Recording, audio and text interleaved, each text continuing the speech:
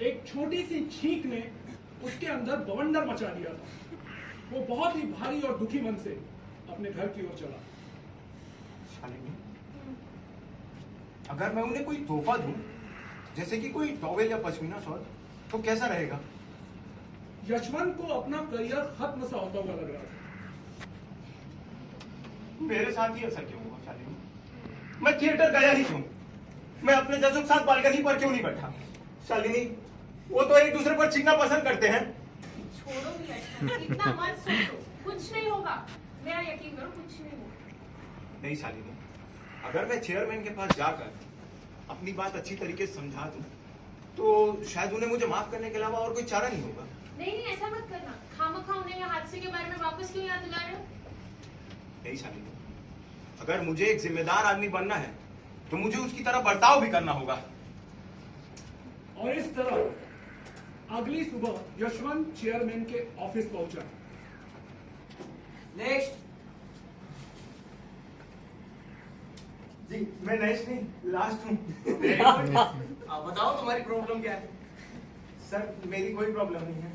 तो मेरा टाइम क्यों बर्बाद कर रहे हो? सर, आपने मुझे पहचाना नहीं? मैं कल आपसे धमाके के साथ मिला था। सर, मैं वही हूँ जिसने आपके ऊपर छींका था। तो अब क्या चाहते हो? दोबारा छींकना? नहीं सर, सर, मैं तो केवल आपसे माफी मांगना चाहता हूँ। मैं केवल ये बताना चाहता हूँ कि उस छींक के पीछे कोई राजनीतिक या सामाजिक कारण नहीं था। सर, मैं तो उस दिन को कोसता हूँ जिस दिन ये नाक मेरे चेहरे पर बनी। मैं इससे सख्त नफरत करता हूँ। और सर, इसकी गलतियों के लिए मैं जिम्मेदार हूँ। सर, इसे सजा दें, लेकिन इसके पीछे के शरीर को क्षमा कर दें। सर, मेरी रात को देश निकाला कर दें, लेकिन अपनी कृपा दृष्टि को इस पर क्षमा करना है। प्लीज मुझे माफ कर दें सर। मैं तुम पर या तुम्हारी इस नाक पर गुस्सा नहीं हूँ। मेरे पास तुम्हारी नाक की प्रॉब्लम के बारे में सोचने का समय ही नहीं है। तुम घर जाओ, गर्म पानी से नहाओ या ठंडे पानी से नहाओ, पर मुझे इन बेवकूफी भरी बातों से परेशान मत करो। आज दिन भर ऐसी बकवास सुनने को मिली है। तुमसे कितनी बार कहा है, ऐसे लोगों को अंदर मत आने दिया करो। धन्यवाद सर, आप और आपका परिवार खुश रहे। यशवंत ने बहुत ही राहत महसूस की। सर, आपकी जिंदगी खुशियों से भरी रहे। यशवंत के सर से एक बहुत बड़ा बोझ उतर गया था। सर, आप जिस जगह में बैठते हैं, मैं उसकी पूजा करता हूँ। जिस राह पर चलते हैं, उसकी धूल सर पर लगाता हूँ।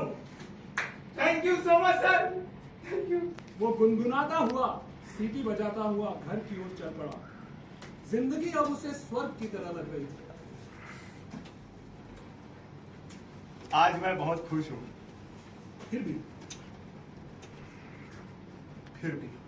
जब यशवंत घर पहुंचा तो वो सोचने लगा, क्या मुझे एक भद्दे मजाक का पात्र बनाया गया? चेयरमैन ने मेरी बात को बेवकूफी क्यों कहा? क्या चेयरमैन ने उसे बेवकूफ बनाया था? अगर उसे मुझे कोई सजा देनी ही नहीं थी, तो उसने मुझे इतनी बेरहमी से तड़पाया ही क्यों?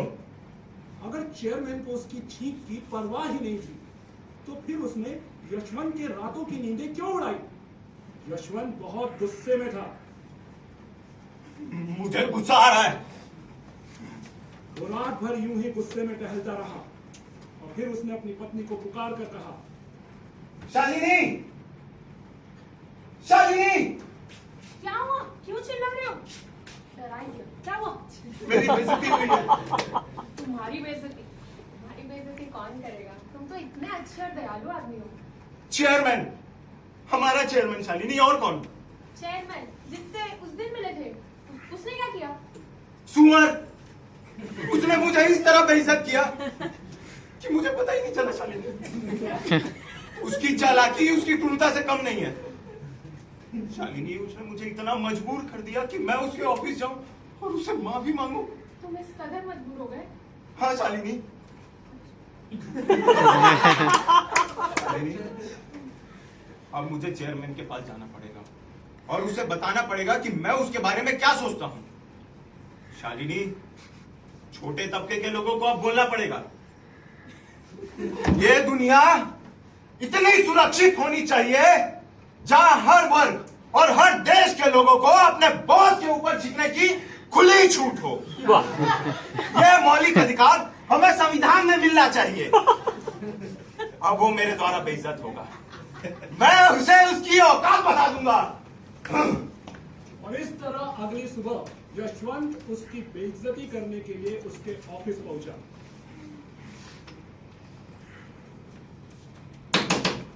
क्या है? क्या है? आप पूछते हैं क्या है? आपने मुझे पहचाना नहीं? ध्यान से देखिए मेरे। हाँ, अब पहचाना। मैं वही हूं। तुम परेशान हो? जी नहीं, मैं यशवंत हूं। और हुजूर, मैं बिना किसी गर्म या ठंडे पानी से नहाए वापस आ गया हूं। इस गंदे आदमी को अंदर किसने आने दिया? बोलो क्या बात है? क्या? क्या बात है? आप पूछते हैं क्या बात है? मुझे बेवकूफ बनाकर पूछते हैं क्या बात है? इस चेयरमैन की ऊंची कुर्सी पर बैठकर पूछते हैं क्या बात है? सर, मुझ जैसे छोटे कर्मचारी से पूछते हैं क्या बात है? आप अच्छी तरह समझते हैं इस दुनिया में बराबरी नहीं है। सर, आप अच्छी तरह जानते हैं यहां हम जैसे जो सेवा करते हैं और आप जैसे जो सेवा करवाते हैं, हम जैसे जो हुक्म मानते हैं और आप जैसे जो ऑर्डर देते हैं। सर, हम जैसे लोग हैं जो सलामी देते हैं और आप जैसे जो सलामी लेते हैं। फिर भी आप पूछते हैं क्या बात है? सर, हमारे भी दिल हैं, हम भी दर्द महसूस करते हैं, सोचते हैं। जिंदगी में कुछ ऐसी घटनाएं हो जाती है जो हमें बेइज्जत करा देती है, और वो चीजें जिनके द्वारा हमारी बेइज्जती होती है। फिर भी आप पूछते हैं क्या बात है? हाँ, खड़े खड़े बकवास मत करो, साफ साफ बोलो तुम्हें क्या चाहिए? आज मैं बताता हूं सर, मुझे क्या चाहिए। मैं खाली आपसे क्षमा प्रार्थना मांगना चाहता हूं सर। मैं आपसे दोबारा माफी मांगना चाहता हूं उस छींक के लिए।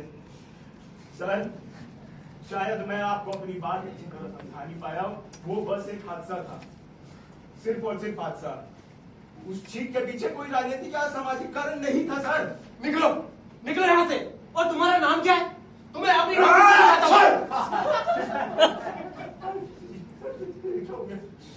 सॉरी। बदबू फैलाने वाले गंदी नाली के कीड़े, तुम कीड़े से भी बदतर हो। तुम खटमल की औलाद, कॉकरोच के साले, चौक के दामाद, छिपकली के भतीजे। तुम कुछ भी नहीं हो, कुछ भी नहीं, समझे?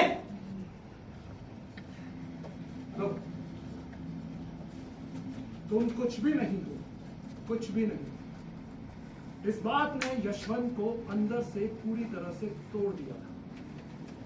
यशवंत उठा, अपने घर पहुंचा, उसने अपना कोट उतारा, कुर्सी पर बैठा और मर गया। पर शायद आपको यह पसंद नहीं। चलिए मैं आपको इसका एक दूसरा वर्जन सुनाता हूं। यशवंत उठा, अपने घर पहुंचा, उसने अपना कोट उतारा,